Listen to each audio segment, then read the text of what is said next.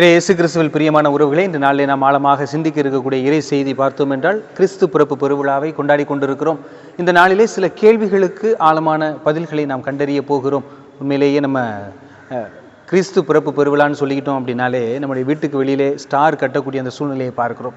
அதனால் அந்த ஸ்டார் எதை குறிக்கிறது என்றால் ஆண்டவருடைய வெளிச்சம் உதித்து விட்டது என்பதை சுட்டி காட்டக்கூடியதாக இருக்கிறது.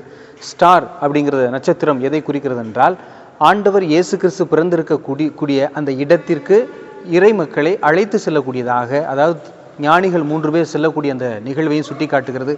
இன்று நம்முடைய வீட்டிலுமே நாம் ஸ்டார் கட்டி இருக்கிறோம். அதை வைத்து நாம் அழகாக சொல்லலாம், வீட்டுக்கு வெளியில் ஸ்டார் பாரு, ஆனால் வீட்டுக்கு உள்ள கூவாறு ஓடுது அப்படிங்கிற மாதிரி நம்ம குடும்பங்கள் இன்று இருக்கக்கூடிய அந்த சூழ்நிலையை நாம் பார்த்து கொள்ள வேண்டும். எனவே அன்பிற்கினிய உறவுகளே, 2000 ஆண்டுகளுக்கு முன்பாகவே ஆண்டவர் இயேசு கிறிஸ்து கொண்டு வந்த ஜிபிஎஸ் சிஸ்டத்தை நாம் பார்க்க போகிறோம். ஜிபிஎஸ் சிஸ்டம் என்றால் இன்று கடலிலே பயணம் செய்யக்கூடிய நம்முடைய போட் ஓட்டக்கூடிய ஒவ்வொருவருமே ஜிபிஎஸ் என்ற ஒரு கருவி வைத்திருப்பார்கள். அதாவது திசை காட்டும் கருவியாக இருக்கக்கூடியது. எனவே அதை வைத்துதான் எந்த திசையில் நாம் செல்ல வேண்டும், எந்த திசையில் மீன் பிடிக்க வேண்டும், எந்த திசையில் நாம் மீண்டும் இல்லம் திரும்ப வேண்டும், கரை சேர வேண்டும் என்பதை அது சுட்டி காட்டக்கூடியதாக இருக்கிறது. ஆனால் ஆண்டவர் இயேசு 2000 ஆண்டுகளுக்கு முன்பாகவே அந்த ஞானிகளுக்கு அவர்களுக்கு ஜிபிஎஸ் கருவியாகிய அந்த ஸ்டாரை கொடுத்திருக்கிறார். தெளிவாக மீட்பு அடைய நீங்கள் இந்த கரையை அடைய வேண்டும் என்று ஆண்டவர் இயேசு கிறிஸ்து பிறந்த அந்த குடிலை சுட்டி காட்டக்கூடியதாக இருக்கிறது. எனவே அன்பிற்கினிய உறவுகளே, இன்று இயேசு கிறிஸ்துடைய பிறப்பு எனக்கு என்ன சொல்ல இருக்கிறது என்பதை நாம் பார்க்க வேண்டும். சென்னையில் ஒரு குடும்பம் இருக்கிறார்கள், புதிதாக திருமணமாகிய அந்த தம்பதி. அந்த பெண் பிள்ளை திருமணமான ஒரு ஆண்டிலேயே குழந்தை இல்லாமல் அந்த கணவர் வெளியில் செல்லும் போது விபத்துக்கு உள்ளாகி படுத்த படுக்கையாக மாறிவிடுகிறார். எனவே அப்படிப்பட்ட அந்த சூழ்நிலையில் அவர் இல்லம் சந்திக்கும் போது 5 ஆண்டுகள் கழித்து சந்திக்கிறோம். அந்த பெண்மணி இன்முகத்தோடு வருகிறார். இன்முகத்தோடு வந்த பிறகு எங்களை நல்ல முறையில் உபசரிக்கிறார். நான் கேட்குறோம், என்னம்மா உங்கள் கணவர் எப்படி இருக்கிறார், நல்லா இருக்கிறான்னு கேட்டால், இல்லை ஃபாதர் படுத்த படுக்கையாக இருக்கிறாங்க அப்படி கேட்கும்போது நாங்கள் சொன்னோம், அப்போ உங்களுக்கு குழந்தை இல்லையா? இல்லை.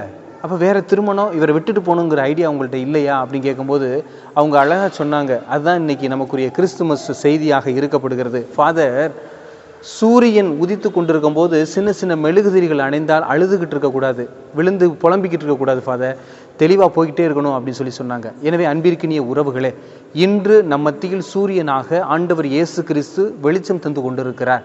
சின்ன சின்ன மெழுகுதிரிகள் அணைந்து போனால் நாம் அழுது புலம்பிக் கொண்டு இருப்பதில் எந்த ஒரு பிரயோஜனமும் கிடையாது. எனவே நாம் இப்பொழுது சிந்தித்து பார்ப்போம்.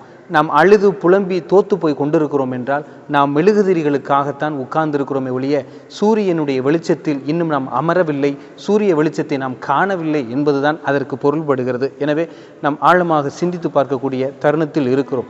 இப்படிப்பட்ட இந்த சூழ்நிலையில் நான் என்னுடைய வாழ்க்கையில் சூரியனாக இருக்கக்கூடிய ஆண்டவர் இயேசு கிறிஸ்துவை பார்க்கிறேனா, இல்லை மெழுகுதிரி வெளிச்சங்கள் அணைந்து கொண்டிருப்பது போல நானும் என் உள்ளத்தில் அந்த மெழுகுதிரியை ஏற்றி கொண்டு உட்கார்ந்திருக்கிறேனா என்று பார்க்க வேண்டும். எனவே 2 பகுதிகளும் நமக்கு உண்டு. ஒன்று சூரியன், இன்னொன்று மெழுகுதிரி. எனவே நாம் எதை பார்த்து வணங்கி கொண்டிருக்கிறோம், வாழ்ந்து கொண்டிருக்கிறோம் என்று சிந்தித்து பார்க்க வேண்டும். எதில் நாம் வாழ்ந்து கொண்டிருக்கிறோம்? சூரியனில் வாழ்கிறோமா, இல்லை மெழுகுதிரி வெளிச்சத்தில் மட்டும் வாழ்ந்து கொண்டிருக்கிறோமா என்பதை சிந்தித்து பார்க்க வேண்டும்.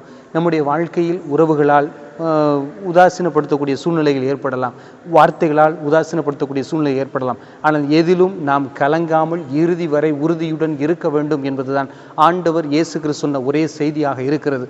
இன்று குடிலை நாம் பார்க்கிறோம். குடிலிலே பார்த்தோம் என்றால் ஆடு, மாடு, ஒட்டகம், மற்றபடியாக கழுதை இருக்கிறது.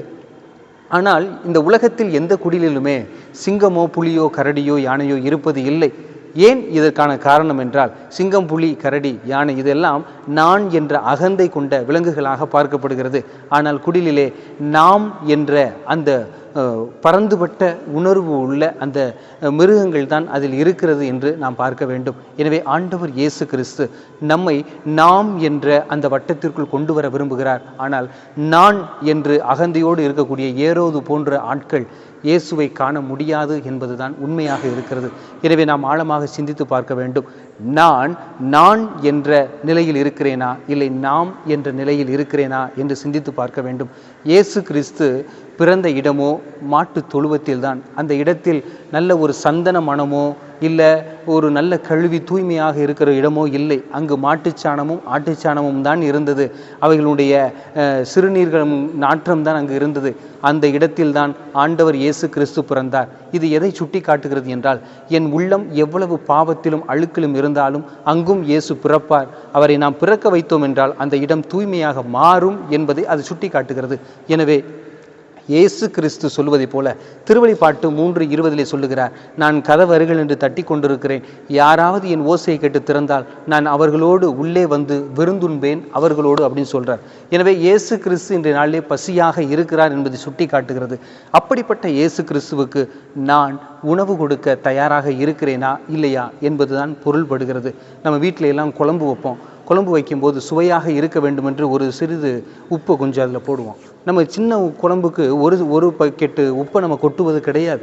இப்போ இறுதியில் நாம் பார்க்க வேண்டும், உப்பு கரைந்தால்தான் குழம்பு அருமையான ஒரு சுவை கொடுக்கும். உப்பு கரையாமல் அப்படியே இருந்ததென்றால் குழம்பு சுவை கொடுக்காது. எனவே இயேசு கிறிஸ்து நம் உள்ளத்தில் பிறந்து அவர் கரைந்தால் மட்டும்தான் நாம் சுகம் பெறுமை ஒழிய, அவர் பிறக்க நாம் அனுமதிக்கவில்லை என்றால் நாம் கெட்டுப்போன ஒரு பண்டத்திற்கு ஒப்பாவோம் என்று சொல்லப்படுகிறது. அதனால்தான் முன்னோர்கள் சொல்லுகிறார்கள், உப்பில்லாத பண்டம் குப்பையிலே என்று சொல்வதை போல இயேசு இல்லாத இந்த உள்ளம் குப்பைதான் என்பதை நாம் சொல்ல வேண்டும். பவுல் சொல்லுகிறார், ஒப்பற்ற என் செல்வமே ஓ இந்த இயேசு நாதான் சொல்லும்போது, நான் கிறிஸ்துவுக்காக அனைத்தையும் குப்பை என கருதுகிறேன் என்று சொல்லுகிறார். அப்போ இயேசு கிறிஸ்து தான் மதிப்பு மிக்கவராக இருக்கிறார்.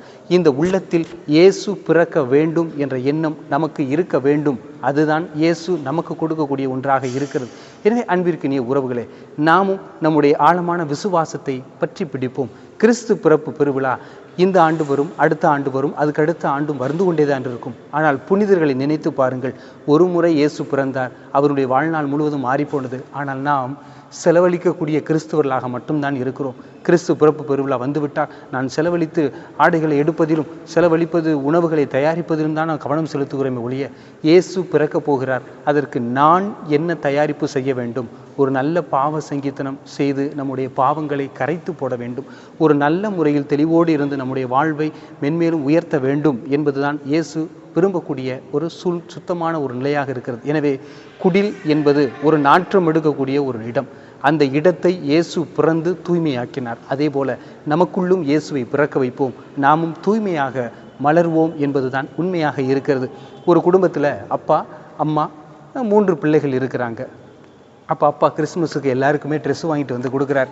அப்போ கொடுத்து வந்து எல்லாரும் பார்க்குறாங்க, எல்லாருக்குமே நல்லா இருக்கு. ஆனால் அப்பாவுக்கு மட்டும் ஃபேண்டு பார்த்தீங்க அப்படின்னா கூட ஒரு 15 சென்டிமீட்டர் கூட வந்துருச்சு. அப்போ மனைவியை பார்த்து கணவர் சொல்லுகிறார், தெரியுமா 15 சென்டிமீட்டர் கொஞ்சம் கூட வந்துருச்சு, அதை கொஞ்சம் குறைச்சி சரியாக தச்சு வைமா அப்படின்னு மனைவியை பார்த்து சொல்லும்போது மனைவி சொல்கிறாங்க, எனக்கு 1008 வேலை இருக்குது அடுப்பில், நீ தேவையில்லாமல் எனக்கு கடுப்பை ஏற்றாத என்று சொல்லி கணவரை உதாசீனப்படுத்துகிறார். எனவே கணவர் மூத்த மகளிடம் சொல்கிறார், மகளே இதை செய்.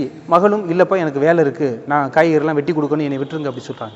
அப்போ 2வது மகளிடம் சொல்லுகிறார். 2வது மகள் சொல்லுகிறார், இல்லைப்பா எனக்கு படிக்க வேண்டிய வேலை அதிகமாக இருக்குது அப்படின்னு சொல்கிறார். 3வது மகளிடம் கேட்கும்போது மகள் சொல்லுகிறார், இல்லைப்பா நான் இப்போ தான் விளையாண்டுக்கிட்டு இருக்கேன், இந்த விளையாட்டு முடிக்கணும், நீங்களே போய் தச்சுங்க அப்படின்னு சொல்கிறார். சரின்னு சொல்லிட்டு அந்த ஃபேண்ட் அப்படியே வீட்டில் வச்சுட்டு அப்பா வெளியில் போயிட்டார். அப்போ கொஞ்சம் நேரம் கழித்து மனைவி மனம் ஒடிந்தவளாய், நம்ம கணவர் நமக்காக எவ்வளவு கஷ்டப்படுறாரு, அவருக்காண்டி இந்த வேலையை செய்வோம்னு சொல்லிட்டு மனைவி என்ன பண்ணுறாங்க, அந்த ஒரு 15 மீட்டரை வந்து என்ன பண்ணுறாங்க, சென்டிமீட்டரை அப்படியே குறைக்கிறாங்க, சரியாக அளவு வச்சுருக்கிறாங்க. சிறிது நேரம் கழித்து மூத்த மகளுக்கும் மனது, அப்பா நமக்கு நல்லது செஞ்சுருக்காரு, நம்ம கொஞ்சம் டவுசர் அந்த இதை கரெக்டாக பேண்டை வந்து கொஞ்சம் குறைச்சி வைப்போம் அப்படின்னு சொல்லிட்டு மகளும் போய் என்ன பண்ணுறாங்க, அதே பேண்ட் எடுத்துகிட்டு போய் அவர் சொன்ன அளவுக்கு மடித்து தைச்சிட்டாங்க. இப்போ 2வது மகளும் அப்படியே செஞ்சுட்டாங்க. 3வது மகளும் ஐயோ அப்பா நமக்கு நல்லது செஞ்சுருக்காரு அப்படின்னு சொல்லி அவங்களும் செஞ்சுட்டாங்க. இப்போ கிறிஸ்துமஸுக்கு பார்த்தா அம்மா பிள்ளைகள் எல்லாரும் நல்ல உடை அணிந்து வருகிறார்கள். அப்பா மட்டும் அங்கேருந்து ட்ரௌசர் போட்டு உள்ளே வரார் கோயிலுக்குள்ளே. நல்ல வேலை இன்னும் 2 குழந்தை பெற்றெடுக்கலை, இல்லாட்டினா அவர் கோமணத்தை கட்டிட்டு வர்ற அளவுக்கு ஆறி இருக்கும். எனவே அன்பிற்கினிய உறவுகளை இதிலிருந்து நாம் கற்றுக்கொள்ளக்கூடியது என்னவென்றால், விரைவாக நாம் செவி கொடுக்க வேண்டும், இல்லை என்றால் விரைவாக நாம் பதில் கொடுக்க வேண்டும். நாம் ரொம்ப நேரம் காத்திருக்க வேண்டிய எந்த அவசியமும் கிடையாது என்பதை தான் அது சுட்டி காட்டுகிறது. கணவர் கேட்கும் போதே மனைவி பணிந்திருந்தால், மனைவி கேட்கும் போதே கணவர் பணிந்திருந்தால் அந்த குடும்பம் நல்ல ஒரு கிறிஸ்தவ குடும்பமாக இருக்கப்படுகிறது. எனவே ஒருவருக்கொருவர் விட்டு கொடுத்து வாழவும், சூரியனாகி ஆண்டவர் இயேசு கிறிஸ்துவை நம் இல்லத்திலும் உள்ளத்திலும் பிறக்க வைப்போம். என்னாலும் மெழுகுதிரிகள் அணிந்தால் நம் நாம் அழமாட்டோம் என்பதுதான் உறுதியாக இருக்கிறது. எனவே சூரியனாகிய ஆண்டவரை நாம் பிறக்க அனுமதிக்க இந்த பலியிலே நாம் பக்தியோடு மன்றாடுவோம். ஆமென்.